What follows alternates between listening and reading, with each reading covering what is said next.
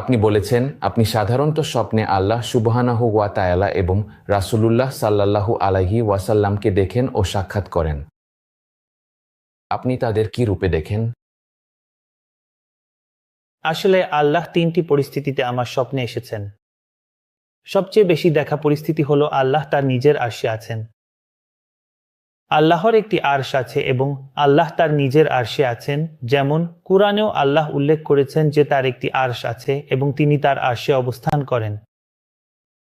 তাহলে স্বপ্নে তিনি তার আরশে এসেছিলেন এবং আমার অবস্থান ছিল আমরা ঠিক যেমন আমরা সালাত আদায় করি সেই রকম।